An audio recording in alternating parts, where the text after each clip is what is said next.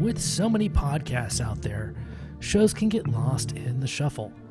That's why we implore you to check out Too Many Captains. You can find us at amoviepodcast.com.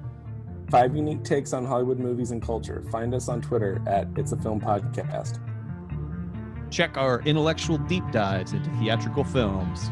Find us on Instagram at Too Many Captains Productions. Unique takes on soundtracks. Find us on Facebook at facebook.com/Too Many Captains Productions. Find us at amoviepodcast.com on Spotify, Apple Podcasts, and Google Play. And now, here comes a new episode of Collateral Cinema. I'm Bo Maddox. And I'm Ashley Chancellor. And this is Collateral Cinema Season 5.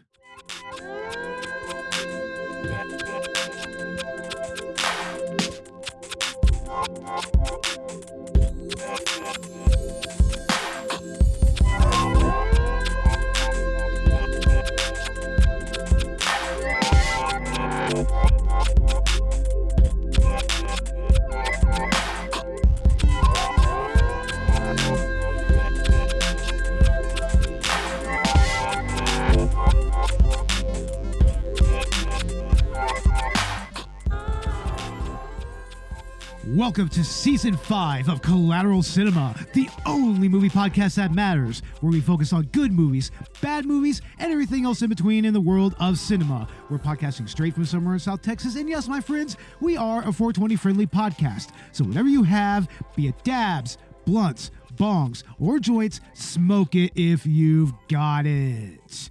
What's up, Ash? Hey! Damn. Another year, another season. I've got a really good feeling about this one. I'm really looking forward to some of the movies that we have coming up this season. Oh, yeah. We have a very interesting schedule. I think that I have actually shared it once on Twitter.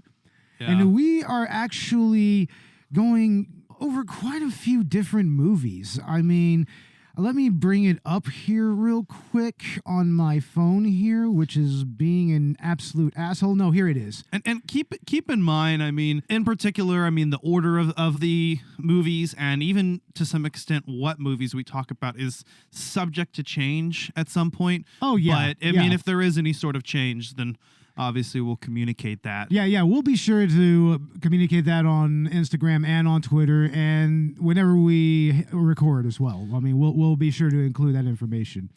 But yeah, I mean, we're kind of putting our movie choices together. We're going back to a bi-weekly schedule. So what we're doing is we're having 2 episodes a month and maybe 1 director's cut or an at the theater movie, as it were. And we're going to have more or less like theme months. Yeah. Each month is going to have its own theme. Now, of course, this episode right here, episode number 1, is Jörg Buttgereit's NEKRomantik. Fuck yeah. Yeah, we're going to talk about that here in a little bit. Yeah, because that happened. And we're going to be getting into a lot of interesting movies with a lot of interesting people. We're going to have Stu from SWO Productions on our Scream episode, which is coming up later on this month. We're also going to review Halloween Kills when it comes out. I'm already hearing some interesting reviews about this movie. It came out recently. It was screened recently. Yeah. And I'm looking forward to that because I remember when we went to see the original Halloween 2018 movie. That was a blast in the pre-COVID days. In the pre-COVID days. Yeah. God damn it. We were going to do Halloween Kills last season, actually, and then it got delayed. Yeah, it got delayed because of COVID. So, here we are. We're going to be doing it, probably watching it on Peacock or going to the theaters. I don't know. Maybe, yeah. Maybe. I mean, we're both vaccinated and we both have masks. I mean, come on now. Next month, we're going to be doing the Star Wars prequel trilogy. Fuck yeah. Oh, my Lord. Are we sure that we want to dip our toes into this bullshit? I love the prequels, all right? The prequels are some of the... I like the prequels, too. I'm just talking about, the fan base? The fan base. Oh, my Lord. We're dipping our toes into Star Wars fan base again. Well... Yeah, that's going to be fun. That's going to be a lot of fun to deal with, and I think we're going to have the Spy Hards podcast on those 2 episodes. We're going to record them back to back. Yep. And that'll be interesting. And then we're going to have a bad movie month in December. This is probably as far as we're going to go. I'm going to announce a Christmas episode, and we'll talk about the rest after we're done with the movie. We're going to be doing Bolero. We've done the Bo Derek movies on 2 of the awareness-a-thons that Victims and Villains put on. We live streamed. We did Ghost Can't Do It and Tarzan the Ape Man. I mean, I don't know if they're recorded for posterity. So, I mean, I don't know. We may have actual lost media there. Yeah, that's right. We're getting on that bandwagon. And yeah, we're doing another Neil Breen movie. The Breenius is back. Double Down. Double Down is going to be all kinds of fun. I actually kind of love that movie a little more than Fateful Findings. Fateful Findings. Yeah, Fateful Findings is classic, but Double Down is just that establishes the Neil Breen style. And our Christmas episode is going to be with Captain Nostalgia of Victims and Villains, the aforementioned Awareness-a-thon hosts. And that's going to be, I don't know, this is going to be a testy one. I don't know. I'm not with Captain Nostalgia, but possibly with, a certain subset of people. It's The Last Ounce of Courage, a straight up War on Christmas movie. Yeah, we're going there. We're going to have fun this Christmas. It's going to be fun. Yeah, sorry, Cap. But I mean, he's gracious enough to come on and talk about that movie. It'll be interesting. I am looking forward to it. I'm looking forward to it as well. That's going to be very interesting. But we're going to go ahead and save the rest of the movie schedule for last. And we're going to go ahead and get into Jörg Buttgereit's NEKRomantik. Now, Ash, I showed this movie to you recently for the first time. Robert was here with us. He's unfortunately not here right now. And what did you initially think about this movie? Well, I didn't come into it completely blind. I'd kind of already read a plot summary, but it still is something to behold. I mean, you really can't believe it until you see it. It must be seen to be believed. I mean, this movie has it all, man. Yeah. It's got necrophilia and it's got necromance. Well, it's a movie about love. It's a movie about love between a woman and her corpse. Yep, and isolation and loss and also other such themes, themes corpse of fucking. Yeah. Lots of corpse fucking. Jesus Christ, I'm trying to say that there's some artistic merit to this, but it's like, yeah, there's corpse fucking here. Bathing in guts. Oh my God. Yeah, it's a very gritty movie, needless to say. It was made by Jörg Buttgereit, who initially, it was not a director by trade, I understand. He was something entirely different. I don't remember what his job was. He pretty much made this movie specifically to piss off the West German censorship board. Yep. This is a rebel movie right here. And the irony of it is that it's all about love. It's love and death. Just everything that pertains to death is also pertaining to love. Like, for instance, their little collection that him and his girlfriend Betty has in their apartment. It's like eyes, hearts, even a fetus, implying, parenthood and procreation. And it's fascinating in the artistic sense, but we're not going to really pretend that it's a great movie. I mean, it definitely stands for something. It's not just, shock horror for the sake of it. This is not, for instance, the Serbian film. Obviously this is all allegorical. So yeah, and I mean, like I said, Jörg Buttgereit, he just kind of sort of lucked into making this movie. He's made a short movie called Hot Love before this, and he made a few other student films, but he actually managed to get barely a budget together to make this. But he wrote out a script. I think he's a co-writer of the movie, and he just really wanted to just go over the top with what he could show. And he started making the actual corpse that's used in the movie. It's pretty much just a fake medical skeleton, or at least I hope it's fake. I hope it's fake. And oh my Lord, he just, had to find an actress that would, be willing to do all this shit with this corpse. And after a few auditions, and yes, they had an audition with this shit. Can you believe that? So they auditioned for this. The audacity of it. Can you imagine just showing up, having no idea what this is about? I know. It's like, you want me to do what? And this was a no-budget film? It was pretty much a no-budget film. He barely got any money together, but they still put a lot of love into the actual effects work. I mean, there's footage of, them, directing and producing the movie and everything.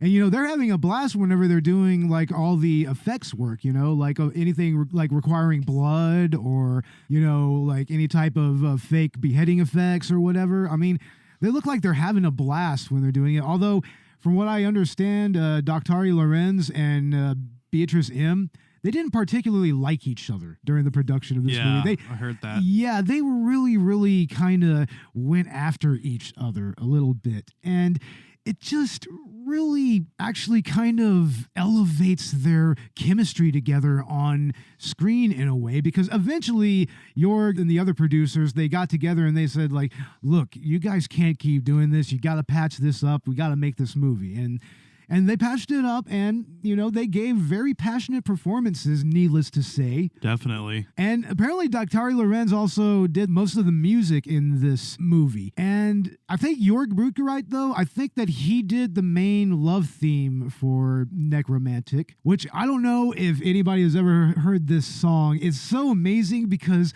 of what is going on screen when it's played.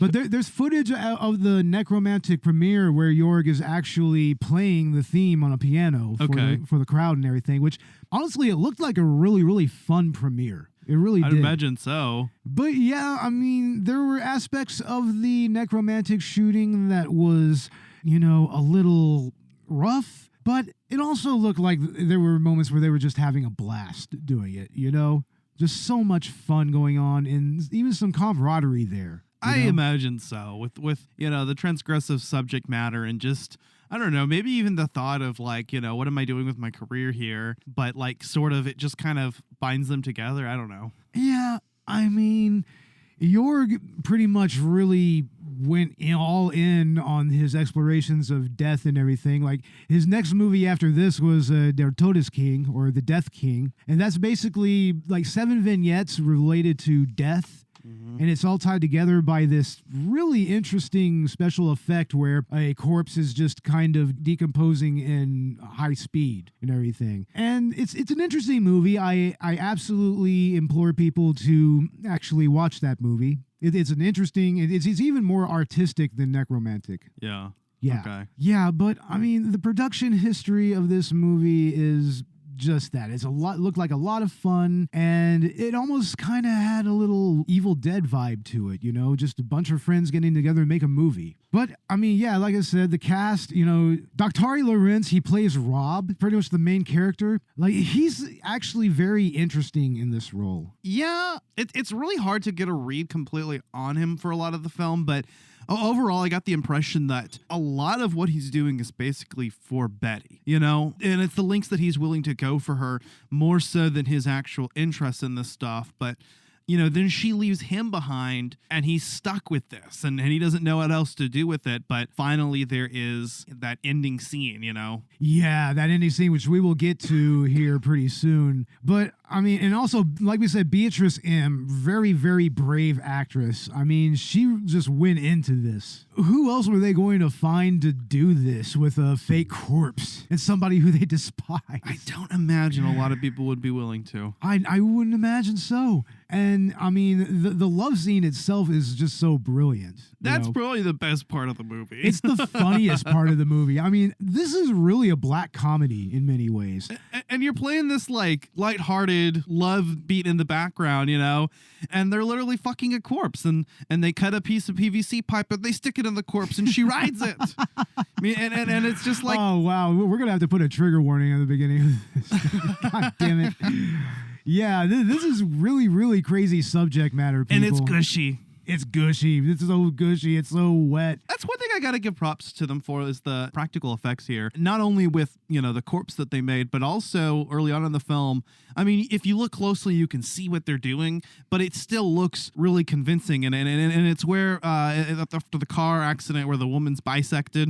Yeah, that's actually a really interesting special effect. And on the disc, I think we watched the behind the scenes featurette, and it showed how they did it. And it's pretty much just a classic, magical trick, pretty much. You know, it's a special Yeah. effects where they just, you know, put a blanket over her, like a foil blanket over her lower half, covered it up with the ground and everything, make it look like it was part of the ground, and then just put a bunch of gore effects at the bottom, and she just played dead. And yeah, I mean, for having a really, really low budget, it's really interesting how they pulled all this off. It's very obviously fake. I mean, even though I think that they did a pretty good job on the actual corpse effect. I mean, especially just kind of displaying how funky and disgusting it is and all slimy, and when one of the eyes is fucking falling out, and you know, which was, by the way, a pig eye that they kept using and was almost rotten to the core when he had to suck it out of the eye socket. Oh yeah. Oh man. Apparently, yeah, that was an actual thing that he did. Yeah, that Yeah. was an actual pig's eye. That an he actual did pig's that eye. with. That's not much better than a human eye. Yeah, not much better, really. No, and also that's another thing. This movie not vegan at all. Oh yeah, they straight up use actual stock footage of a rabbit getting.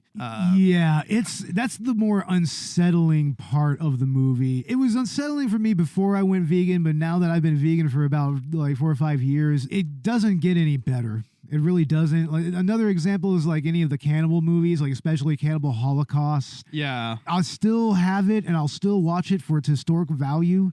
And I don't believe in censoring it. I mean, I believe that no matter what, you should watch it like uncut with the animal killings, Yeah, because it's a document of why we should never allow that to happen again. Well, Like, never never again. Right, exactly. But it's interesting with the rabbit scene in particular, though, because I'm watching it and even I'm kind of perturbed by it, and I'm not vegan. But, just watching this actual slaughter going on, it's not something the average consumer gets to see. And, it doesn't change my views on it or make me want to not eat Yeah, an of animal course. ever. But, I do have a little bit of that reaction to it. Oh, yeah. I mean, I think any sensible person would. There's even a simulated animal cruelty against a cat. It's simulated. I mean, they even showed how they made the cat body. It was a very cheaply made effect, honestly. Yeah, the cat was obviously fake. I was like, no, they didn't actually kill the kitty. Okay, No, of good. course they're not going to do that. Come on now. I mean, the rabbit thing was stock footage. The I mean, rabbit that's thing was one stock thing. footage, That's something that nobody can really help there. It's like, that happened, that rabbit is dead. That's what happens to animals when they are processed for meat. That's just Right. what that is. And yeah, I mean, the scene where he has the cat in the bag is distressing, even though it's fake. Yeah, even so, it's distressing. But I mean, the fakeness of the actual cat corpse that's used in the next scene is just very like disarming. Honestly, it goes back to being kind of funny because it's like, oh, okay, yeah. And apparently he goes up and grabs like this cat's guts, which is apparently just scrambled eggs with red dye all over Yeah. it, and just covers himself in, starts scrubbing it all over himself in the bath, which mirrors a previous scene where Betty was taking a blood bath, pretty much, or a bloody bath, anyways. Right. It's like, oh, where did she get the blood? Does she smell like iron afterwards? I know that has to smell metallic as all hell. Really, Jesus Christ. I mean, and what is this? That's some Erzbeth Bathory thing. I mean, what the fuck? Yeah, I don't know. That's Yeah. They live a very interesting lifestyle, and I like how they sort of just show them in their own individual lives, and this is completely normal for them. She's in bloody bathwater, and he's just sort of nonchalantly watching a television show about phobias. Yeah, and about phobias, and that's what segues into the footage of the rabbit being slaughtered, and then juxtaposing that with him doing a not so convincing autopsy on somebody, on just a random body. It looks like he's just pulling strands of some type of sinew out of him. It doesn't look good. Yeah. I mean, don't get us wrong. This movie is very grainy and doesn't look all that good, and the acting is a little funky. But I think that in many ways it's the script that kind of saves it a little bit. Just the actual flow of everything. I mean, it's a very short movie. No, so it doesn't take long to get through at all. Yeah, so I mean, you're going to have some very quick pacing. It gets from A to B very quickly. Yeah, and you kind of feel like you really didn't need more time in B than you thought you did, so. Yeah, well, a lot of that was because they had to change many aspects of the script as they were going due to, logistical factors and everything, like what was feasible and what wasn't feasible. Right. And they were just completely, just kind of at the whim of whatever situation they were in, whatever location they were filming. Right. But the script, it's Jörg Buttgereit, and I forget the other guy's name. I'm sorry. We'll find it here real quick. They really kind of found a way to approach this subject matter in a way that's extremely romantic. The threesome scene is very soft, and it has that iconic horror music theme that's just pure romance. It's like almost melodramatic romance. Yes, it is. Like, it really is. It's a very It is what? Yeah, exactly. It's pretty much a Tommy Wiseau move, right? To me. Yeah, it pretty much is. It has that same cheesiness to it, but it's actually a really well arranged and well performed song. That's the thing, is this really, really beautiful piano piece, and this gushiness is happening. Gushy. The gushiness and the eyeball and the sliminess. Oh God. You can't help but laugh. Is it intended to be funny? Is it? I think in many ways it is, because because it's just so over the top. Animal cruelty notwithstanding, the actual story is pretty funny. Yeah.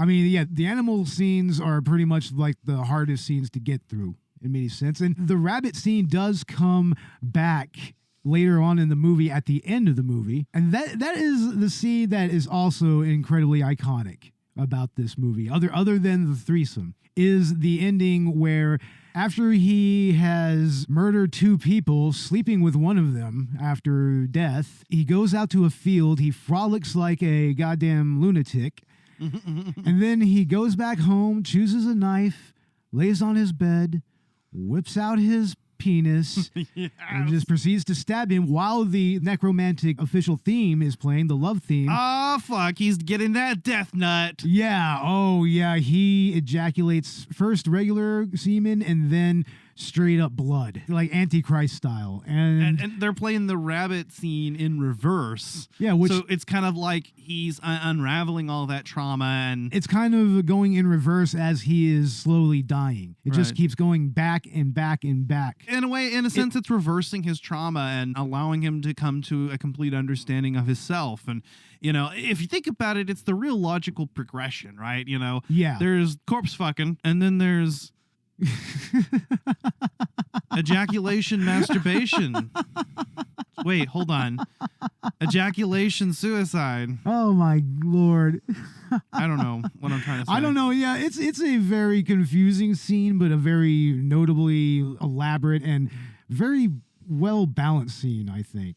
But it's the next logical progression of that. It is. Do you see what I mean? Like, you go from having intimate relations with the dead body to, dying while orgasming. And then becoming the next person's dead bodily crush, which happens in NEKRomantik too. The plot of NEKRomantik too, yeah, because at the end of this movie, there's the scene of Robert Schmetge's grave, and you just see a shovel pierce the grave and then a high heel shoe push it into the ground. And that's like, oh, shit. Oh, and presumably Betty, but... No, it's actually not Betty, but there is a reference to Betty coming back to his grave, like looking to steal him. It's like, I almost kind of wanted that to happen more than Monica, though. In NEKRomantik 2, I kind of wanted Beatrice to kind of reclaim Robert. That would have been interesting. Yeah, well, I think at the time that NEKRomantik was made, that was what was planned. You're meant to assume that that's Betty. Yeah. They just decided to kind of go somewhere with it. Did Jörg Buttgereit even do the sequel? Yeah, he did both movies. Okay. They're both his movies, and I think he co-wrote both movies as well. Even so, like I don't think at all that was the original intention with the film. I think he took that scene and then he expanded it and wrote on it and decided, what if I introduce this other character and we just get Beatrice as, I guess, a cameo role. Yeah, and it's actually a good joke. It's got a punchline and everything. It's actually really funny. Other than that, in NEKRomantik 2, there's a lot of really boring scenes, though. Although I do like the relationship between the two main characters. It's actually very endearing until it gets very violent later on. But yeah, the ending scene of this movie is very obviously, the effect is obviously very fake, and they actually showed in the behind the scenes how they did that. It was pretty much like a plaster cast with a fake dick and that could shoot cum and everything. Yeah, this is a not safe for work episode, ladies and gentlemen. I mean, Homeboy's packing, so it makes sense. Hey, yeah, I guess so. I mean, yeah, I guess Beatrice was kind of, satisfied somehow, I guess. I don't know, other than... And it wasn't all corpse fucking. But she ended up running away with the corpse, though. See, she's a gold digger, but in a different sense. It's not about the money. I mean, money's necessary to, financially be secure, but it's about what can be brought to her. And she's got the corpse now. She doesn't need him. But, I'm thinking, girl, where are you going to find another man that's going to do this with you? That's going to go corpse fucking with you? Oh, she can just do bad all by herself and just get the corpses herself. That's what she can do. I mean, I guess so. That's what she tries to do. She does cheat with him. Oh, yeah. Definitely. She cheats with the corpse. Yeah, that happens. There is a solo scene with Beatrice M and the corpse. He's not around. Oh, it's different. Yeah. He's very different. Yeah. And other than that, I mean, there's some kind of superfluous scenes as well, I kind of feel. Yeah. Like, actually, the scene where the guy is murdered by his neighbor, which actually gives us the corpse, it's comical in its own right, but it also kind of is for me. Because, I mean, it's even missing some of the gunshots. What is the point of that scene? It's like I said, it's getting from A to B. It's just you need a corpse for these two creeps to have sex with. Yeah. And so we have to find a way to provide that. So that's how it's provided. It's just the way it comes across, it seems so non sequitur, but obviously, they do end up using the corpse, so. Yeah, and you never see the dude that dumped the body ever again in the movie either. No. And it's just so, like the way that's filmed is just, he shoots the guy and he's like, oh. He takes a sip of his beer and he's like, huh. Motherfucker, you gonna drink a sip of your beer? What the hell did I just do? Come on, dude. And then he just nonchalantly puts it in a wheelbarrow and just fucking rolls it down the alleyway. It's like, oh my lord. It's like somebody had to see that. They certainly didn't hear it because there were no gunshots. So that's true. That's a little oversight on the sound editor's side. But anyway. Objection! Oh no. There was no gunshot! Oh yeah, Ash is on a Phoenix Wright kick. I've been playing the shit out of the Ace Attorney trilogy on my iPhone, so. Oh yeah, man. Yeah. Hell yeah. All kinds of fun, I guess. I don't know. I never really played Phoenix Wright. That's a little... I never did either. I just started it and it's fucking great. Oh, really? Okay. Yeah. All right, I might have to try it. I think I might have some on my PlayStation Classic modded device, so maybe I might try it. I don't know. But anyway, this movie has an interesting legacy to it. It's pretty much a cult movie now. I'm proud to have both copies of NEKRomantik and NEKRomantik 2. I have both those movies. I mean, even though, I feel that the second movie has its flaws, it seems a little too... What's the word, man? It's just too plotting in some way. Okay. It's very plotting, but also it's very direct. And the end scene is... actually kind of unique in its own right. And it kind of has a little twist to it. It's like, oh, homegirl, what the hell? Well, and it's like, what can you do with NEKRomantik? Like, what can you do with the plot of that and stretch it out into a sequel? Like, what can you do over it? I'm not entirely sure other than where they went with it, where they made the next movie more of a relationship drama, which... to me, kind of makes it analogous to Takashi Miike's Audition. Yeah. It starts off as more of a love story, and then it just devolves into madness. Although, in many ways, there's points where the necrophilia is played straight, and then there's points where their relationship is played straight, because she's really trying to hide her obsession from her boyfriend and just trying to...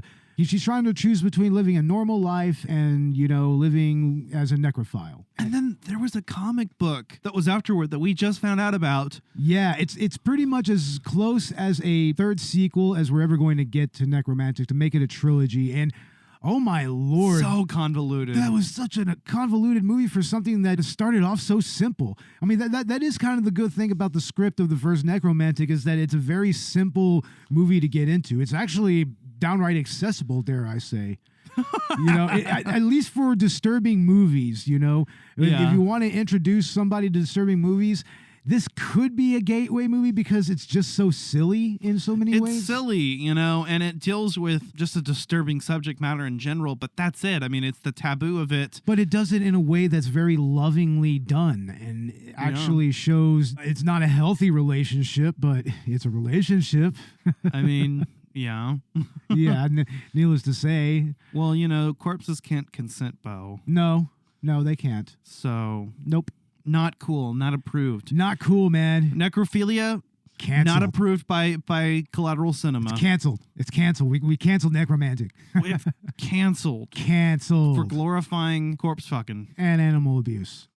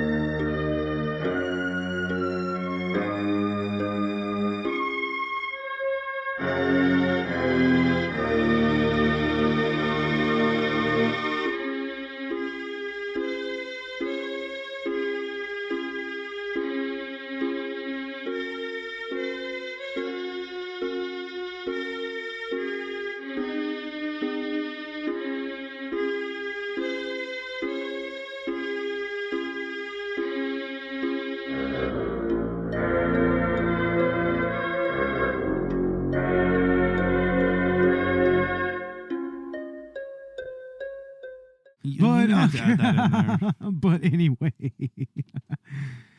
But yeah, I mean, Jörg Buttgereit, he went on to make, of course, Der Todesking, but he also made another movie called Schramm, which is another kind of short and disturbing film. But that's more about a serial killer who actually, he starts the movie like he's dead. Like he fell down as he was painting and he bumped his head and it was enough to kill him. But it goes into his life up to that point, and he kills a few people, and he also gives himself a little surgery down there, self-inflicted. Oh, no. Yeah, but it's actually another example of how Jörg Buttgereit can make a movie that has a good, quick pacing that gets from A to B and still entertains you. Because it's also, I think it's actually shorter than NEKRomantik, possibly. Okay. Like it might actually be at least a good 10 or 15 minutes shorter. Like I want to say that because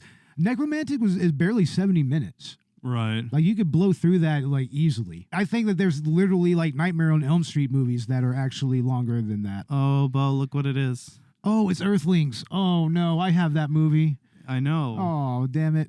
That's why I showed you, man. Oh, you bastard. you bastarding bastard. We have Oh my YouTube running in God. the background about Yeah. it's actually showing disturbing movies. Yeah, we're watching the horrible reviews most disturbing movie list. Yeah, there you go. Yeah, it's a series that was started by Horrible Reviews, and he pretty much kind of set the standard for disturbing movie YouTube. And, I mean, without him, you wouldn't have your Wendigos, your Nick's Fears, your Spooky Rices.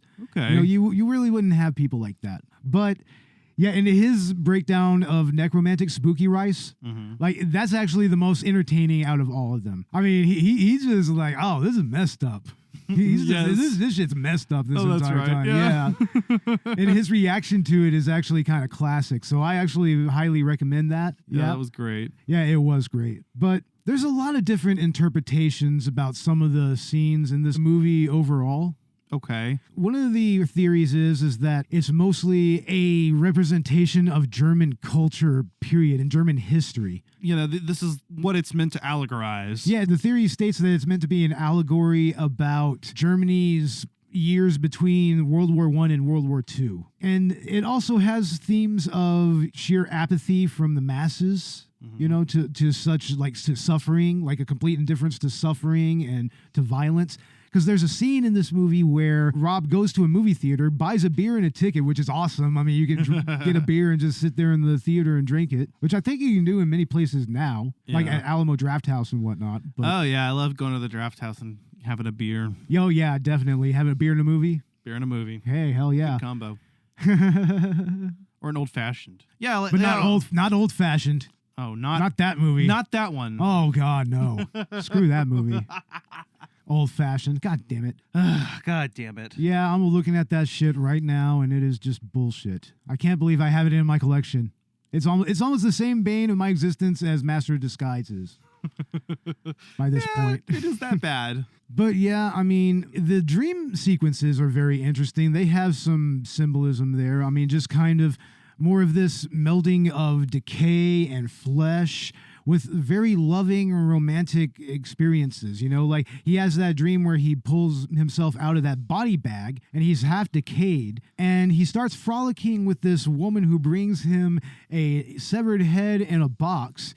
And then he starts playing catch with the head with her. Would you say it's kind of Lynchian? Maybe a little Lynchian. At least the dream sequences are. Right, the dream sequences specifically. I don't think that it's directly, because you have to remember Jörg Buttgereit, he kind of, you know, he wasn't a director by trade or a movie maker by trade in any way. But yeah, that dream sequence is interesting. I think that's just really his longing for his relationship with Beatrice. Right. I'm kind of surprised that she didn't show up in his dreams, which is interesting. It's actually like a much thicker blonde German lady, and she's playing catch with him, and it's very dreamlike and it's very ethereal, but it's also very sweet in a way, but also kind of sad. Because you know, you can tell what he's going through because he's asleep because he tried to kill himself. He like tried to overdose on pills and liquor and everything, and that's the result right there. But he's not successful in killing himself then. And I think that after that, that's when he actually goes to the movie theater. And yeah, the movie theater scene, they show this slasher movie that is just terrible.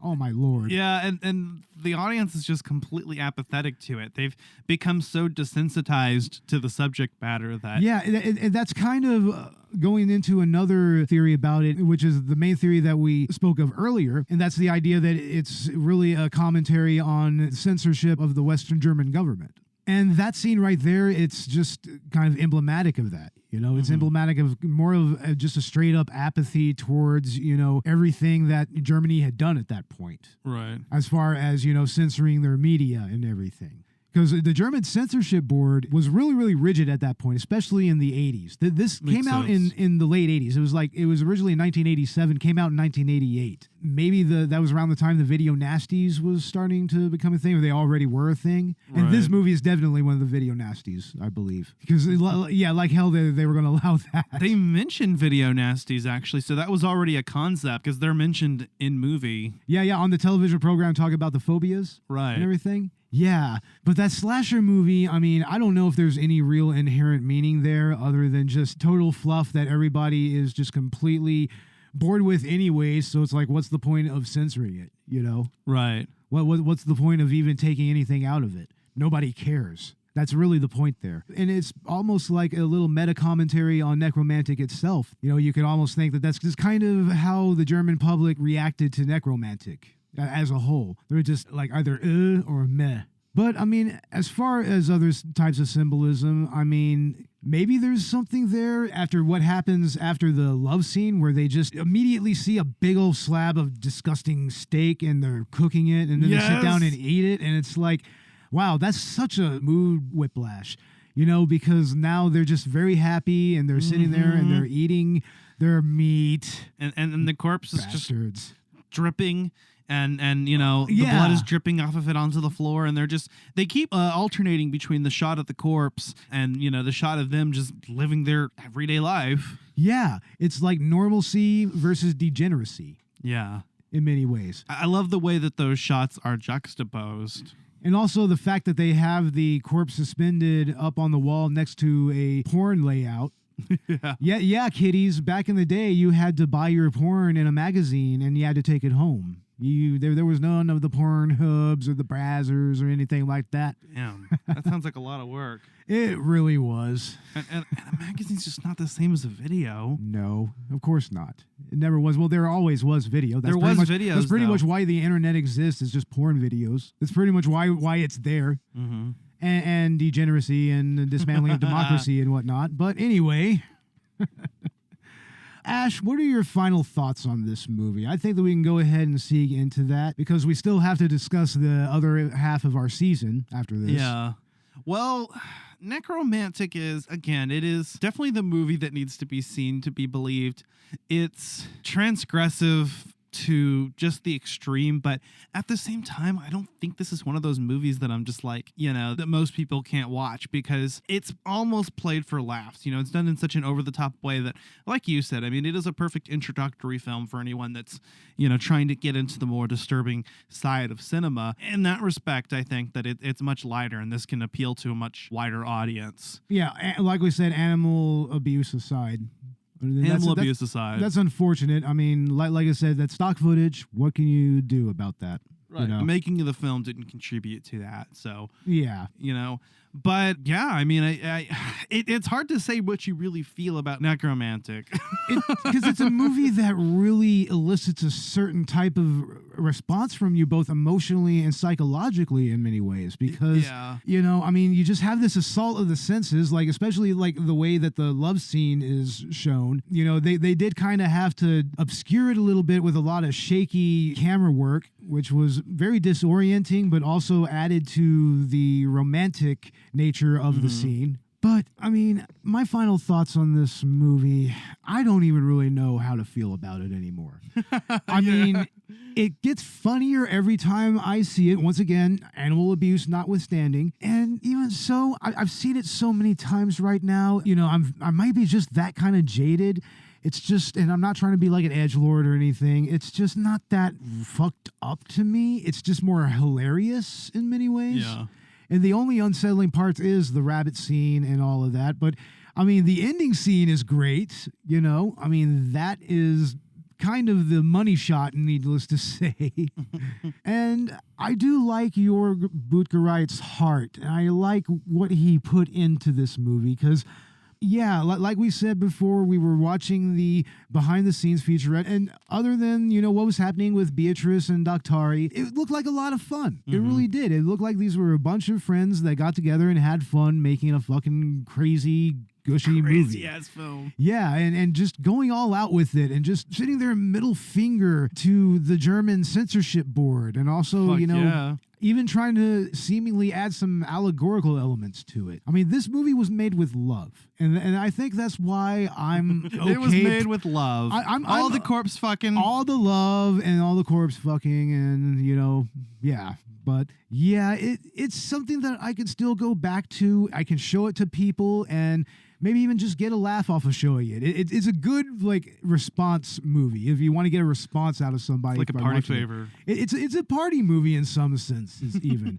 Like, if you want to just sit down and watch a crazy, dumb horror movie that might have some more significance to it than at face value, Don't fucking watch this on acid, though. No, I do it on a lot of weed. A lot of weed. Smoke lots of weed before you watch this movie, definitely. Maybe mushrooms. I don't even know about mushrooms, dude. I don't know. It's nothing that's really that much of a downer in this movie. I mean, unless you take the downward spiral, right? At face value and everything. But it's a movie that I'm proud to have it in my collection. But it's not something that I'm gonna watch all the fucking time, right? It's something that I really just wanted to bring it to the podcast because it's unique. It adds something different to the horror genre. And, Buttgereit, he's made some great movies after that. They still kind of have the same grainy quality, but his ideas and his writing get a little better over time. Yeah, you see a real improvement in his work. Because, he, like I said, he was a first-time filmmaker here. He didn't have any experience directing a movie. Never had any intentions to be a film director beforehand. No, he didn't want to even be a film director, and he just kind of lucked into it, and he made this little movie right here. Just to make a point. And I can fucking respect that. That is absolute fucking respect right there. Yeah, straight up. It's like, Jörg Buttgereit, you are all right. Oh, my Lord. Well, our other half of this season, we're going to have some other very interesting people and interesting movies as well. Like we said, we're going to have, themed months and everything. January is going to be our action block, more or less. Mm-hmm. We're going to do Last Action Hero, which we will have Hindsight Movie Reviews joining us on that one. And we have Born to Run, which hopefully we'll have Robert on that because that's his movie. That's a car movie. That's just, a tradition and everything. Right. Hopefully we can get him on that. And then the next month is another anime two-parter. We're going to have an anime month again. We're going to be doing Cowboy Bebop the movie with the Retro Anime Podcast. Oh, I can't wait. I can't wait for that because, oh my Lord, we've been watching Cowboy Bebop ever since we did the Adult Swim episode. And oh man, that show is still so killer, and the live action movie is going to. I'm so hyped about that. It's going to be at least somewhat decent, I think. That anime is so good. I have yet to see the movie. I'm still partway through the anime, but yeah, the movie is actually very well done. Yeah, okay. I think that it's kind of placed somewhere in the middle of the Cowboy Bebop timeline somewhere. I don't think it's a prequel or anything. It already has the crew together and everything. Like everybody's there. Ed's there. Faye's there, Ein and all of them. Right. So it's well after they've all come together and made their own little family unit there. That makes sense. But yeah, that's going to be fun because we're also going to do Princess Mononoke, which was one of my suggestions. Oh yeah, Princess Mononoke is great. I have that movie right up there. Yeah. I mean, it's one of the only Studio Ghibli films I actually haven't seen yet. You haven't seen that yet? No, really? That's why I suggested it. I wanted to do something. Damn, dude. I wanted to do something I hadn't seen before. Yeah, I get you, man. And I've been meaning to see it. And that's a hell of a movie there, man. I mean, conversely, there's not a whole lot of Studio Ghibli movies that I've really watched, Like, I still need to watch, My Neighbor Totoro. I need to check out Ponyo. I like to check out Porco Rosso. And I do have, I don't think that it's Hayao Miyazaki, but I do have Grave of the Fireflies in my disturbing movie collection. And that's a very, very powerful movie. But yeah, Princess Mononoke. And our Mike-versary episode is going to be his Masters of Horror episode, Imprint, which was banned from television at the time. Fuck yeah. It's an okay episode, but you'll hear our thoughts on that when we celebrate our anniversary. And then we're going to actually end the season with a 90s kick. We're going to do So I Married an Axe Murderer with the St. Paul film cast. And then we are going to end the season with episode 12, Sidekicks, featuring Chuck Norris and Jonathan Brandis. And that is like the most 90s of 90s movies. It really is. And it's actually a pretty okay movie, especially for being directed by the guy that directed all the Walker, Texas Ranger episodes. Yeah. Aaron Norris. That's Chuck Norris's brother. Oh, fuck yeah. Okay. Yeah. And our 420 special this year will be Evil Bong, and we will have the Hush Hush Conspiracy Hour on that one. And aren't we going to be doing the Uncharted movie at some time as a collaboration? Yeah, so this list is not exhaustive of what at the movies episodes we may do. Uncharted is something that's planned, a collaboration with Collateral Gaming. I definitely want to talk about a few of the MCU films. Spider-Man No Way Home, Doctor Strange Multiverse of Madness. Oh, definitely Multiverse of Madness. That's going to be awesome. With the return of Sam Raimi. Oh, yes, that's going to be amazing. But No Way Home we have to talk about because it quite possibly features Tobey Maguire and Andrew Garfield. That's going to be rumors are to be believed. Yeah, that's going to be really exciting to see all that. And they are to be believed, I think. Yeah, at least I would like to think so. And yeah, if those come out, I mean, I know Spider-Man's coming out during the season. I mean, I'm sure I want to do the Thor: Love and Thunder because Taika Waititi, you gotta. Yeah, of course, man. Guardians Volume 3. Yeah, James Gunn. Yeah, exactly. All these great directors that are attached to this universe, Yeah. And of course, yeah, the James Gunn movies are the best. They're the best movies out of the entire MCU. You think so? Yeah. They're among the best. Him and Taika Waititi, they do the best. That I'll agree with. Yeah, Thor Ragnarok and Guardians of the Galaxy are they're classic movies. Yeah. They're very classic, very funny movies. Two of my favorites. Yeah, definitely. But anyways, yeah, that's going to be season 5 of Collateral Cinema. So next episode will be Scream, which is going to be getting a reboot very soon. That's going to be exciting, and maybe that can be an At the Theater episode for us. Yeah, for sure. That'd be interesting. And like I said, we're going to have Stu from SWO Productions on that. And that's going to be interesting. And we are also going to be on his next episode, which is going to be on Blade, the original movie with Wesley Snipes. Fuck yeah. Which I have a lot of love for, even though some of the graphics haven't really aged well. It's still like the first really good Marvel movie. Yeah. That's what I really see it as. And, you know, Wesley Snipes, he was good. He was awesome as Blade. He was great. The original, man. And I'm looking forward to seeing what Mahershala Ali does. But, you know, Wesley Snipes' performance is going to be big shoes to fill. Yeah, definitely. And we're also going to be doing another Victims and Villains Awareness-a-thon later on this month. Fuck yeah, we are. We're going to be live streaming. I'm not entirely sure what we're going to do yet. We'll figure it out last minute. Probably last minute. You know, we pretty much decided to just do another Bo Derek movie just out of the blue. We're just like, you know, fuck it. Let's just do it. You know, that's how we do it. Once again, sorry, Captain. Yeah, well, we try to put some effort into this, you know. We gotta be Collateral Cinema. We got to, you know, bring the vibe. Yeah, that's just how we roll. That's how we roll. Maybe we should do a good movie this time, though. What do you think? A good movie? I'm down. You're down? I'm totally down. Yeah, we'll have to figure something out, or maybe we can even do some type of list or something. I don't know.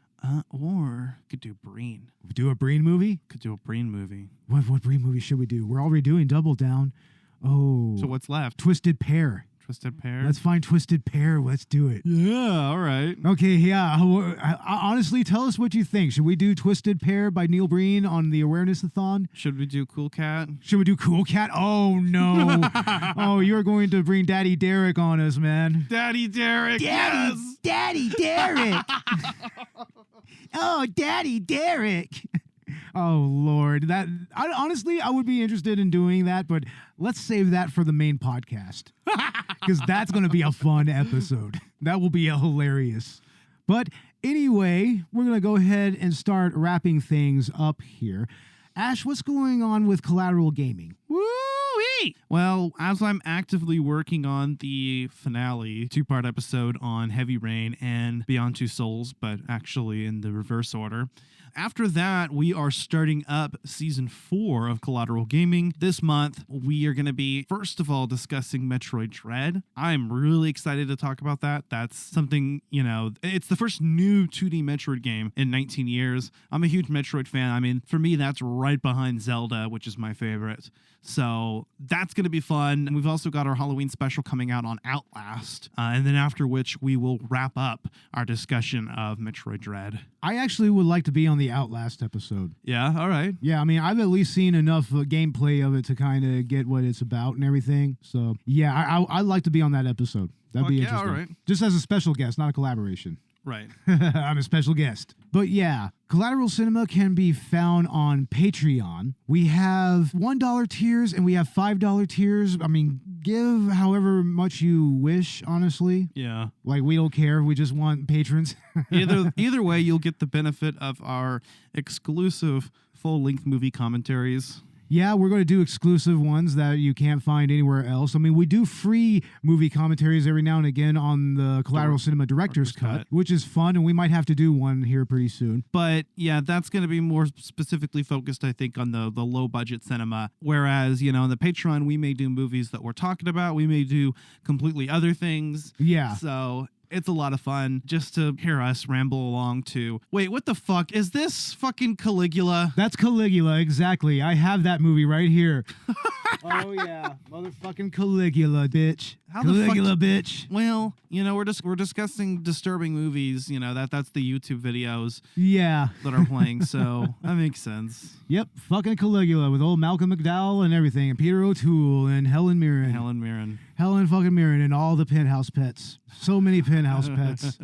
Because Guccione was all over that shit. But anyway, yeah, check us out on Patreon. Collateral Cinema can be found on Instagram, Facebook, Twitter, and find us on Good Pods. Follow us and give us as many listens as you can. Maybe we could rise up on the leaderboard there. Also, you can find us on Apple Podcasts, Google Podcasts, YouTube, iHeartRadio, Spotify, and wherever else you get your podcasts. So check us out there. And yeah, season 5 is now officially underway. What do you think, Ash? I'm super excited, man. Yeah, 5 seasons of this shit, man. It's 5 seasons. and we're getting ever so close to 9,000 downloads, which means that we're ever so closer to the big 10,000. So help us out, ladies and gentlemen. Give us as many downloads and listens as you can on whatever app that you wish. So check us out. I guess that is going to be it. Season 5, here we come. I'm Bo Maddox. And I'm Ashley Chancellor. And this is Collateral Cinema,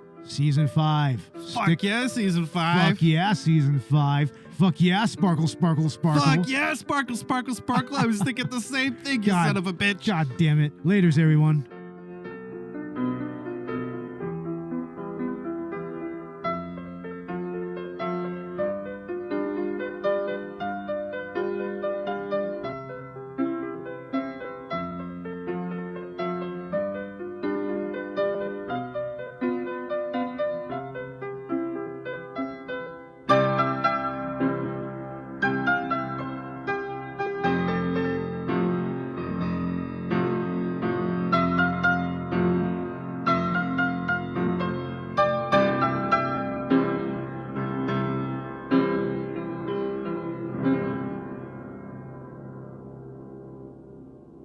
Collateral Cinema is a Collateral Media podcast. All music and movie clips are owned by the respective creators and are used for educational purposes only.